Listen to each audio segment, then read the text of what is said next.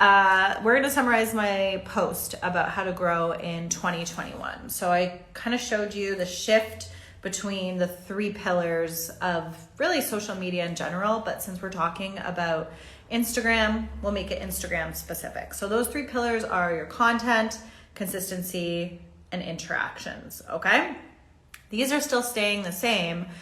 In 2021, the 3 pillars remain, but there's shifts happening within each of them.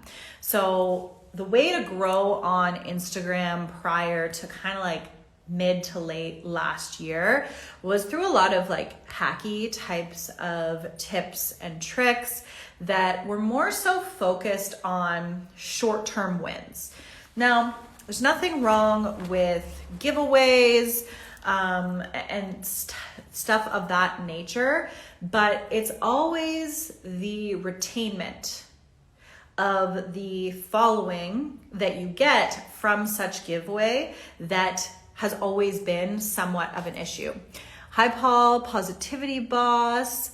So this is where they become kind of like hacky, and it's okay, well, I'm just going to do this, this week to see a boost. And then a couple weeks later, the following goes because it's people who weren't interested in the content, the message to begin with. It was to get something for free.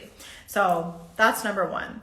The other thing with content that has shifted is, and you probably still see a lot of accounts doing like the old way of Instagram, it's really moved from just like static image or just like one video to a whole range of dynamic types of content and really making it an experience for people when they land on your feed. Okay? And what I mean by that is making it super, super simple for them when they get onto your page. So it's obvious as to what you're talking about in that very specific post. They don't just need to like kind of guess. It's just like 2 minutes on your page. They know exactly who you are, what you do, and how you can help them. And the help doesn't necessarily need to come in the form of education. You can still very much help people by inspiring them as well as entertaining them. In my post, I did mention though, posting less, you can still get like crazy results. But if you are on a very aggressive growth trajectory, the more you're on here and the more that you're showing up every single time that you're on here, Instagram's going to push your content. But where it falls off for them and your audience is when you're posting, 4 or 5 times a week, but only one of those posts is actually of value. It's then you've wasted your own time by posting just to keep up with that frequency. As well, Instagram is like, okay, well, if 4 out of 5 aren't great, then so-and-so doesn't have a good track record. I'm not going to circulate their content because it's not serving Instagram's needs. Instagram wants to be the most relevant platform in this space, and they want you on here as much as possible because you're more likely to purchase something. Them putting the shop button where the notifications used to be was very much on purpose, okay? So the more that you're serving their needs by getting people to come to the platform and binging your content because it's just like so entertaining, so inspiring, or so educational, the more Instagram is going to be like, well, yeah, okay, we're going to push Paul's content now because they're helping us keep so-and-so on the platform for longer, okay? But it can go one of 2 ways. Like if you are going with an aggressive posting schedule, you need to make sure that you're showing up 5,000% every single time that you post. And if you want to just post once, twice a week to your feed, that's okay too, but bring it every single time that you do show up and really establish that trust within your community as well as within Instagram. And then the third thing, and I'll start answering some of the questions that are in here, and then we're going to talk a little bit about goals, is engagement, aka interactions, aka community. So once where it was like very focused on metrics, and yes, you can get like so much great information from metrics, it's actually like putting that information to proper use and creating better content each time. It's really moved towards more of like a nurturing type of engagement as opposed to like a breadth type of engagement. So before you would see people commenting, you know, like a couple of words or emojis, just to kind of have that volume of comments. They were more concerned of like, well, I need to have like over 100 comments on this one post, as opposed to now it's like, I'd actually rather have 50 like super meaty, high value comments that lead to conversation threads. So it's more so about like that nurturing and the quality as opposed to the breadth and the numbers, the volume when it comes to your community. The other thing that I would encourage you to think about too in this community space is on the same lines of nurturing, is like focusing on the folks who are already following you, because it is them that is going to be circulating your content, sharing your message to get you that new audience reach, as opposed to like any sort of like quick hacks, like changing up your fucking hashtags every 2 hours kind of thing. Focus on who is already there and really nurturing and fostering those relationships, because these people are going to just keep coming back to your page day in and day out, again, serving the needs of Instagram. Is retaining the audience done through engaging with them in the DMs. Naturally, with a giveaway, you're going to have a couple of different audiences. There will be people who will eventually align with your message, but there's still going to be a chunk of people there who are there to possibly get something for free. And those will always naturally fall off, and it's okay. They're not a part of your ideal audience anyways. When it comes to retaining people from a giveaway, I always say like it's almost better to set up your giveaway with different metrics other than to enter, follow me and these other 10 accounts, because then you're already setting yourself up for people to just like follow, unfollow, instead of adding a little extra zhuzh and gusto to the mix, and maybe even taking them to your stories, getting them to answer a poll, be a part of a quiz, fill in a questions box to enter this type of giveaway. So always make it meatier than just this like kind of short-term quick hack. And that's how you're going to retain a lot more. Get them to go to multiple areas of your Instagram page, because the more touch points that they engage with on your Instagram, whether it's with your feed posts, your reels, your stories, watching an IGTV, going to a guide, all of that kind of good stuff, the more likely your content is to show up on their homepage in the future, because now Instagram has tallied this as, oh, Vic is interested in the Wolf Co., my account. I'm now going to show Vic on his homepage Amanda's latest post, because he engaged with her on her last post, in her stories again, and on one of her reels. So that's like an indicator to them that like, okay, Vic is interested in her content kind of thing. We've found like it's good to just save your lives as IGTV, because it's like a whole, separate area for people to consume and engage with your business and your brand.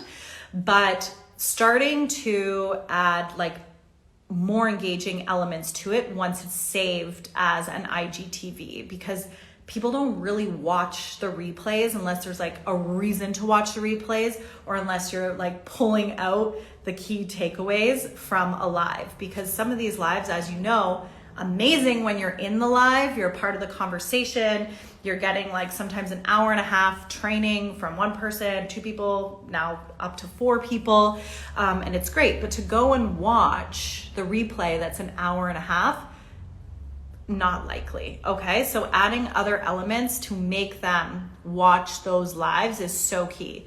covers on your feed, pulling out timestamps so people can kind of scroll through the live and get the things that they're looking for. That's first and foremost. And then posting, I still think like doing the live is far more effective than creating the pre-made IGTVs, because you're going to, in the live conversation, get a much richer piece of content because it's so dependent on the engagements that are happening within the audience that you can then take that piece of content and break it down for multiple pre-made IGTVs. I watched a lot of your replays by you hyping them up in your stories. Yeah, I often do that, which is what my post today is going to be about creating this experience on Instagram. Because, okay, think about it this way. People won't necessarily see your feed post first. They might actually find you and watch your stories first. I mean, especially if they're following you. They might watch your stories first, and then they go and see your latest feed post. And then from there, they can go and see a guide, an IGTV, a reel, okay? So I always try to keep in the back of my mind, I don't know where you guys are gonna see my content for the day first, so I wanna make sure that I sprinkle this topic across the elements of Instagram that I'm using to entice you to go to those other areas of Instagram and get like little extra pieces that aren't included in stories, for example, or that aren't in my feed posts, for example. So, I mean, Tyler and I were talking about, you know, not only the timestamps, but driving people to other parts of your Instagram to revitalize that piece of content, because the Instagram shelf life is like garbage. It's like maybe a 72-hour window that you have to like push out that content, and then it's forgotten, it's lost, it's gone, and it gets, you know, buried with the rest of this stuff. And people can like stuff from a while ago, but it's not the same as like Pinterest or TikTok, where, you know, one of your posts can circulate for a long ass time. Carla, what do you think about YouTube Shorts? Seems like short content is all the rage. Yeah, I like short content a lot, but YouTube and the long form content, like original YouTube, is still so relevant. I feel like it's the shorts that you can really like hook people in to your content, your brand experience, and get that like bingey feel for your content. But it's like those longer form videos that they're gonna stick around for and like later really start to consume. Don't even know what timestamps means. Okay, so when we were talking about your IGTV, say, I don't even know how far in we are.